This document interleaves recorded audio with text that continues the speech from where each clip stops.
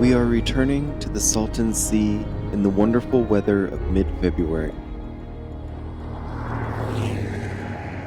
For less than half the year, when the Imperial Valley is not scorching to temperatures well past human comfort, the area surrounding the sea is a playground for RVers, ATV enthusiasts, and overlanders.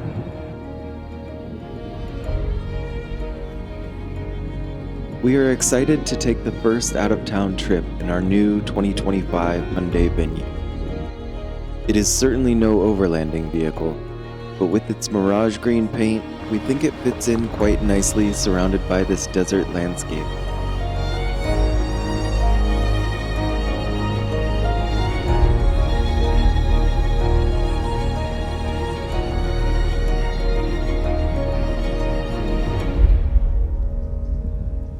Our first stop on the way to the lake is the small community of Martinez, the location of the offices of the Torres Martinez Desert Cahuilla Indians. These are the descendants of the original peoples of what is now known as the Imperial Valley. When the history of the Salton Sea's accidental flooding from the Colorado River is discussed, as well as the decades it attracted huge crowds for glitzy getaways and water sports, rarely do we hear about the reservation that was covered in water, many of whose people were forced to relocate. Although there is no cultural center or public offerings for visitors, there are some former agency buildings near the tribal offices which are easily visible without disturbing anyone. When these structures from 1907 were eventually abandoned by the US government, the largest of them was converted into a schoolhouse by the tribe. This saved its children an 8-mile walk to thermal under the desert's harsh sun. Having gone clockwise around the sea on previous trips, we decide to do the opposite this time. We hop back on California State Route 86 and begin our circle on the west coast. I noticed on satellite views that the once bustling community of Desert Shores would show just how much the sea has receded from its shores of the past century, and had to get a look for myself.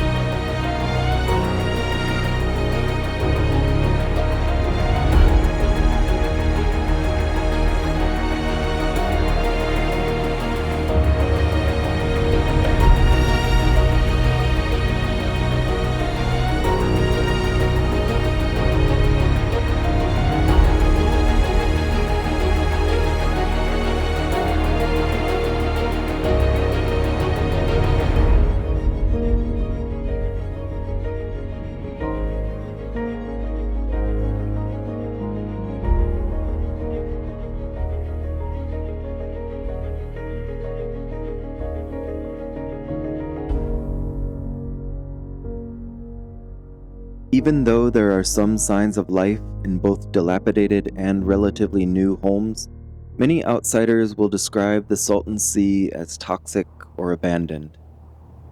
This is not quite the reality despite what it might look like.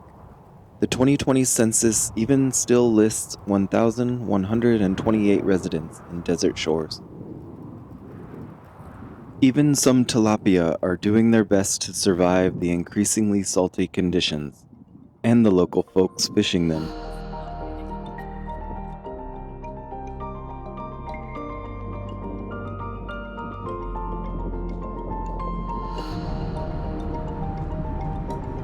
Just south of this community is the Red Earth Casino and the Torres Martinez Travel Center.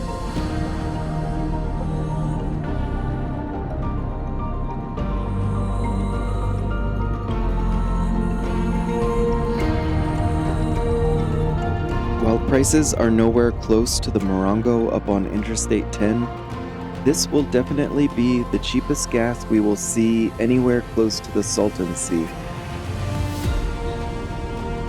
Next up is the largest seaside community, Salton City, built to accommodate 40,000 residents when times were good.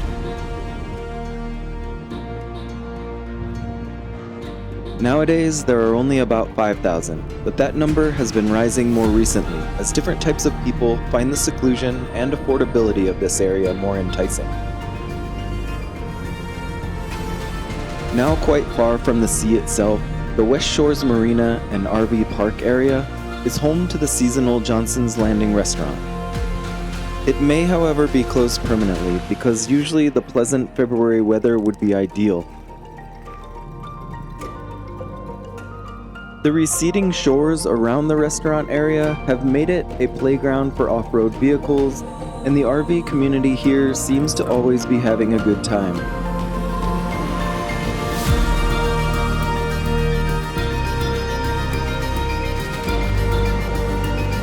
Before leaving, we passed by the West Shores Market, which is home to the only post office on this side of the Salton Sea.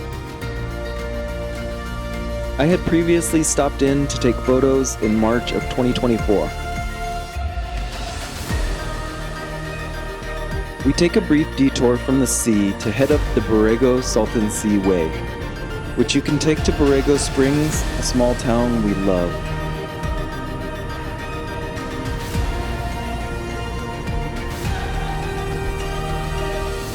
On this day, we are only going a few kilometers though, up to the viewpoint with fantastic views over the Badlands of Ocotillo Wells.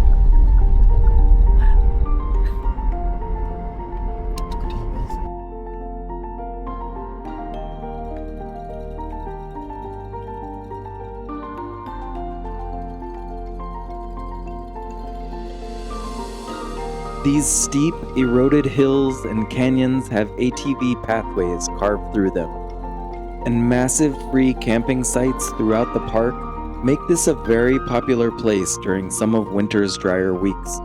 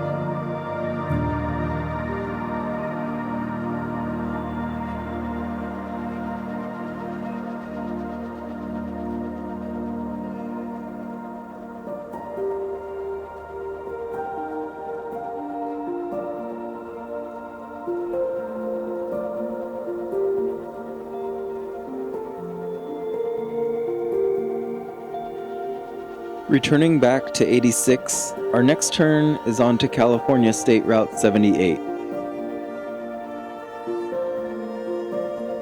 This highway can take you all the way to Pacific beaches in Oceanside, or to the sovereign Republic of Slowjamastan.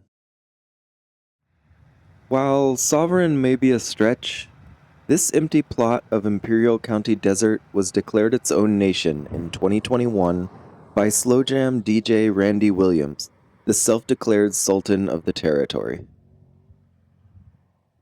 Look up more about this interesting place for a good laugh.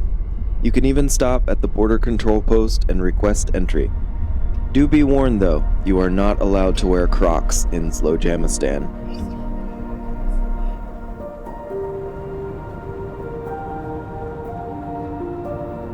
After clearing U.S. Customs, we head back east towards the Salton Sea. Near the southernmost point, we transfer to some dirt roads in order to get to our main destination of the day.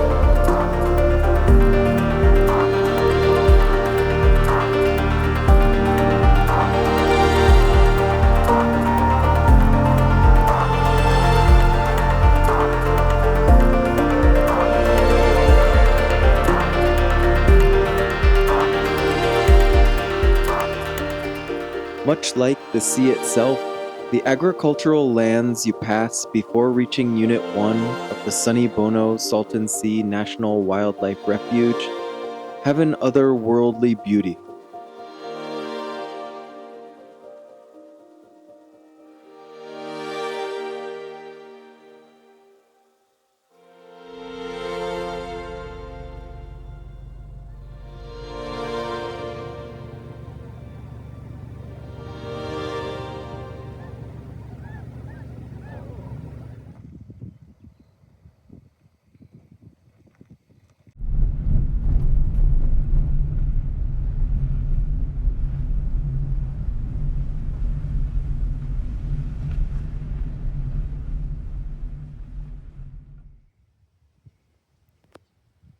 He may look like an SUV, but he could fit in the trunk of a pickup.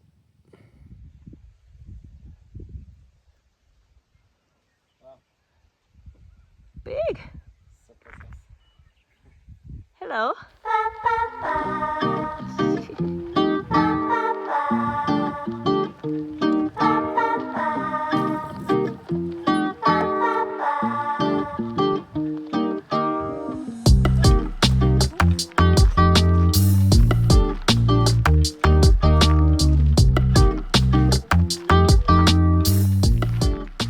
The refuge was originally established in 1930 to help protect some of the 400 bird species that use the Salton Sea as a way station during migration.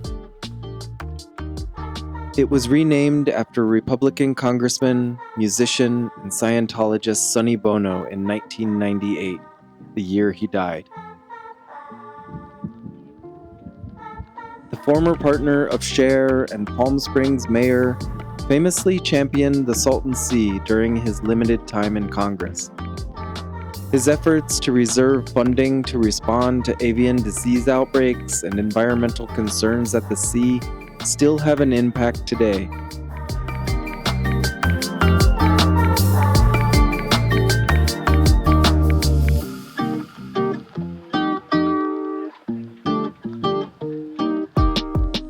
Our last stop before checking into our hotel in Brawley and getting some dinner is the Westmorland Date Shake Shop.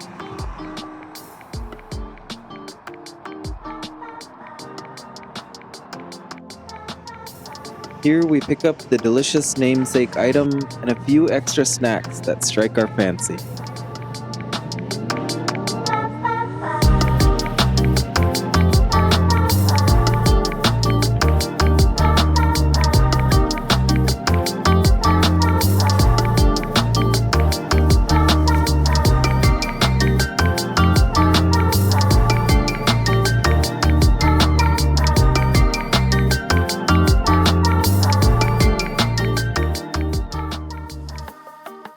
Okay, I want to show you. Look, net your date, $3 the whole thing. This is like $15. And 1 day's rolls. Okay.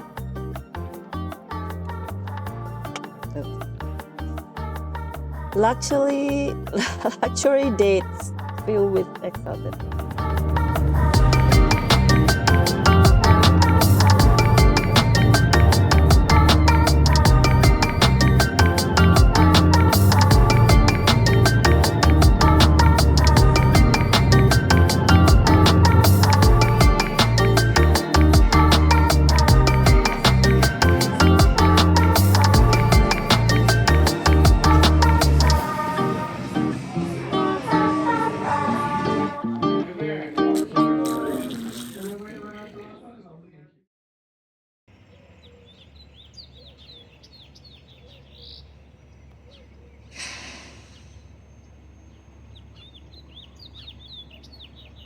If you stay in Brawley, make sure to wake up early and go to Paty's Loncheria, which specializes in delicious guisados.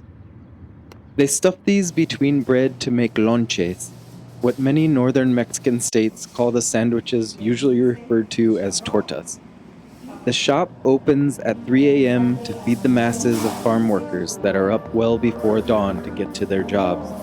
Better for our purposes was a big burrito order to sample many different guisados wrapped into their freshly made flour tortillas. Dos de chicharrón. How could I just lose control? Is it right? Is it wrong to stand so close? At the bar, sweaty clothes, it's obvious. I know. Will you ever know? Before getting back to the Salton Sea, we stop in Calipatria to check out a massive flagpole.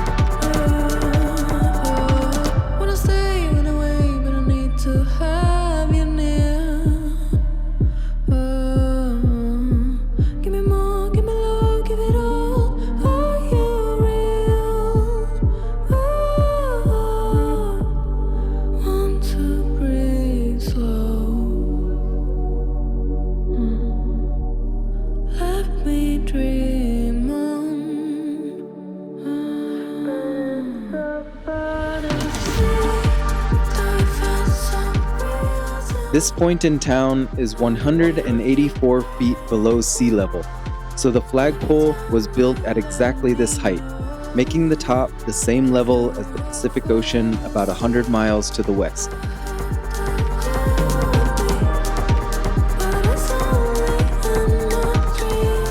After Calipatria, we are back to the Salton Sea via the main visitor center of the Sonny Bono Salton Sea National Wildlife Refuge. Along the way, we get our first close-up sighting of one of the new massive factories advancing the relatively new lithium extraction industry dotting the southern shores. Hopefully, a new Sonny Bono will be here to protect the sea, all of the diverse wildlife, and the residents who live nearby.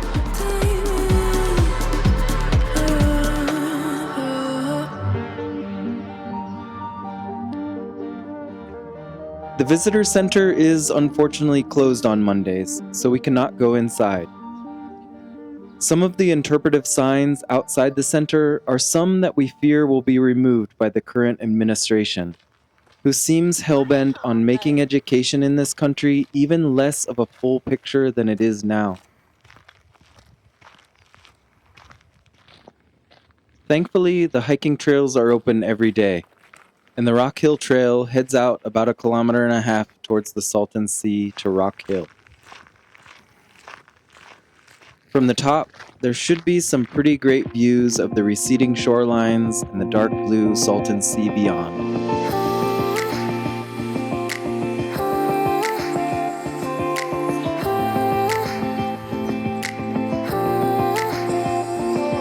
If only I had listened for a while, I would have told you I miss your smile. I thought of you as a friend who can't let go, but when you left I could feel it grow, like a body of water, seeping through the edges of my soul, and getting harder. It was never under my control, you know.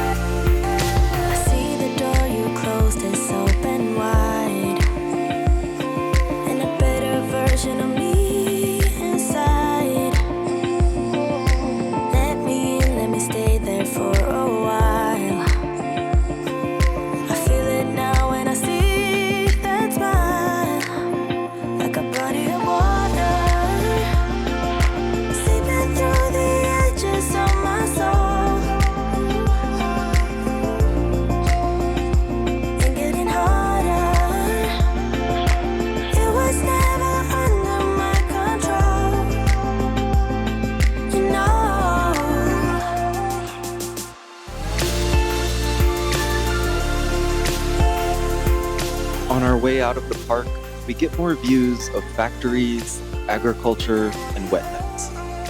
The juxtaposition of everything, with California's largest lake in the background, is hard to take your eyes off of. Some things change, are lost and found, or gone forever. But this is what you are to me, like a body of water, seeping through the edges of my soul, and getting harder. When you visit the Salton Sea, it is hard to resist another look at Salvation Mountain.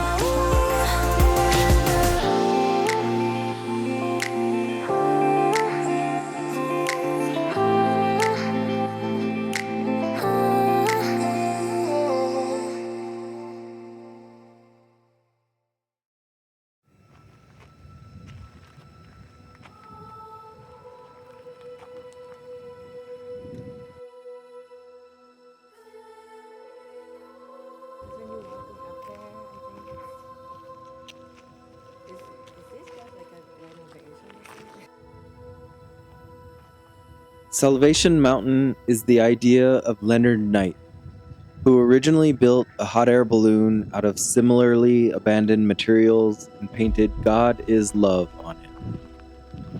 When the balloon was unable to fly, he prayed and felt he needed to build a mountain for this message instead. What is here now is actually a second attempt. From 1984 to 1989, Leonard was constantly building his first, but a heavy rainstorm caused the collapse of this mountain. He was not discouraged though, and actually made it a point to make this second iteration more safe for people to be on. Leonard died in 2014, but enough people believed in his mission and his message that Salvation Mountain lives on today. The desert is harsh though, and it requires constant upkeep, maintenance, and a Salton Sea-sized amount of paint. Regardless of the artist's vision and where you stand on these things, the mountain is a peaceful place that only preaches a peaceful message. Unconditional love of humankind is something we could use more of, from more places. When you reach the top of Salvation, you can see the community of Slab City just a little further to the northeast. This place got its name from the concrete slabs it lives on. These were the only things left behind from the Marine Corps' Fort Dunlap, a training camp for World War II that was completely torn down when it became unnecessary in the mid-1950s.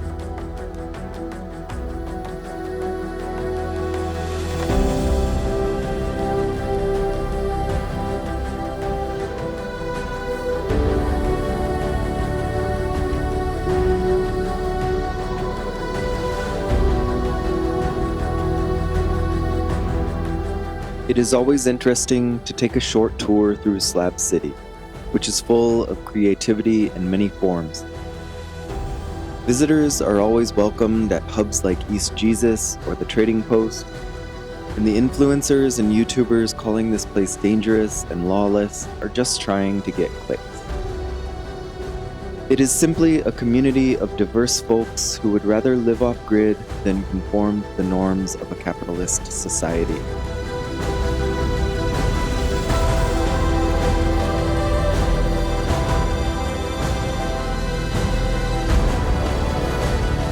After leaving Slab City and noticing the northbound train, I want to get back to California State Route 111 and chase it.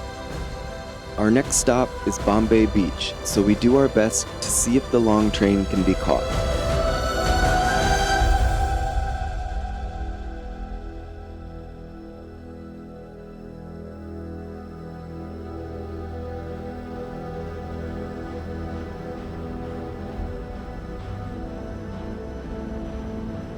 Unfortunately, you cannot take a passenger train along this scenic route.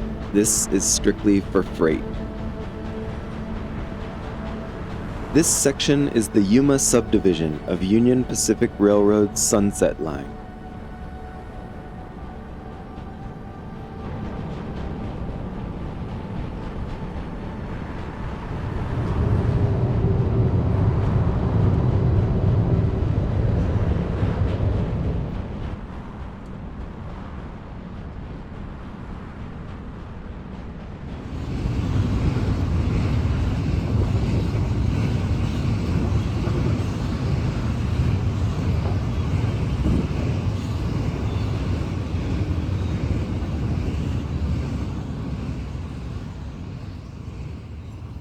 As the train disappears to the north, we are ready for some mid-afternoon snacks and drinks, and Bombay Beach has the perfect place.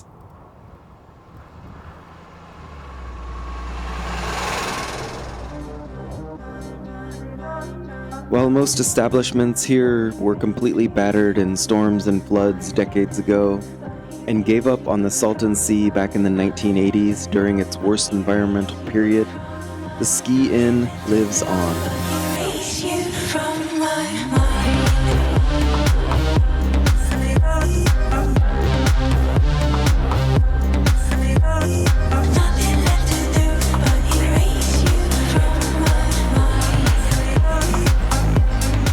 With over $10,000 bills taped on almost every surface, cheap bottles of beer, and a good kitchen cranking out burgers, this is a true traveler's oasis in the desert.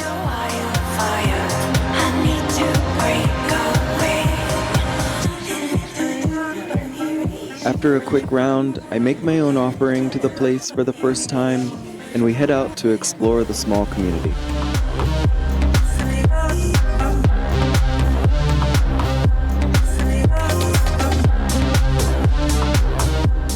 Bombay Beach has about 230 permanent residents who love to get around in golf carts, seeing as how the nearest gas station is almost 30 kilometers away in Nyland. While the main art installations that Bombay Beach is known for are out on the beach, the town has quite a few things to find as well.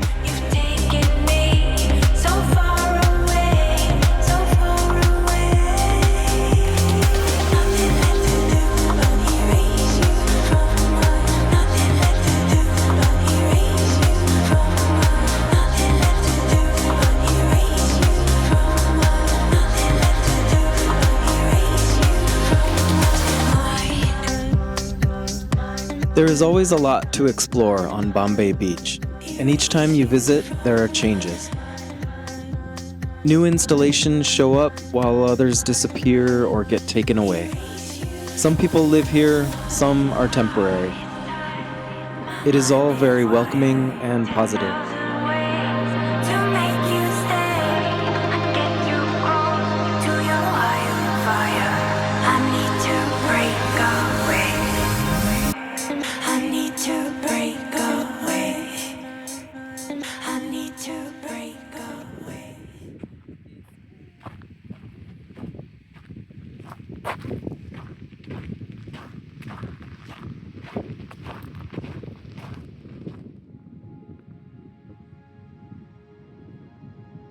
As we play on the interactive installations and explore the area, it is obvious that our run of good weather is coming to an end.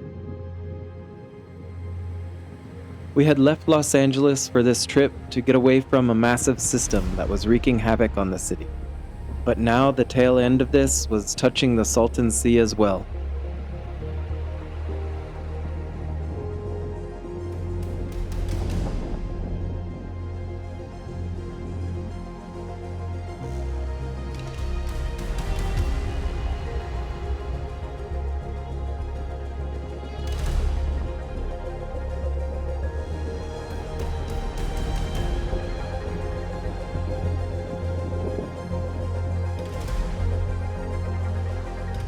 As we leave Bombay Beach, I notice another train is heading towards us from the south. Thankfully, this line is one of the busiest around. We get to see another long line of containers make its way north.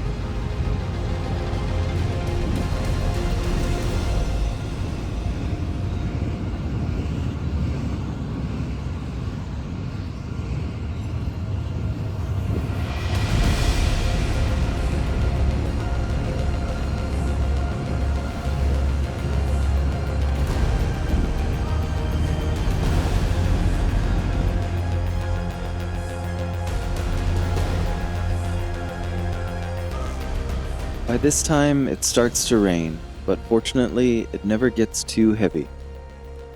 Those very dark clouds that we saw from the shores of Bombay Beach have stayed to the north of us as we reach the headquarters of the Salton Sea State Recreation Area.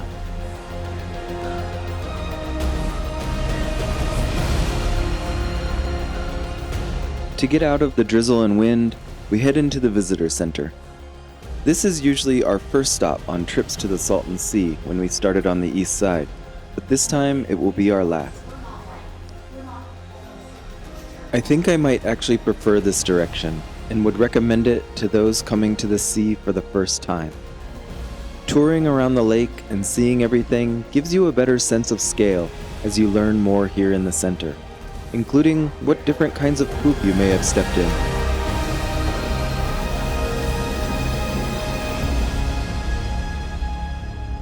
The area outside the visitor center is usually stunning, so we take a walk when it is barely drizzling. Limited views and heavy winds keep us from venturing too far, and the rain only holds off long enough for us to get a small hike in over the bones of millions of fish.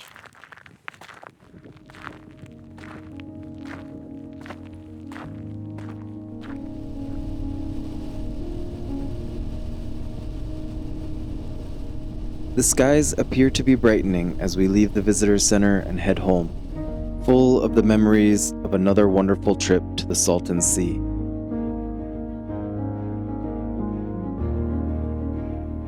There is a reason this place keeps attracting us back again and again.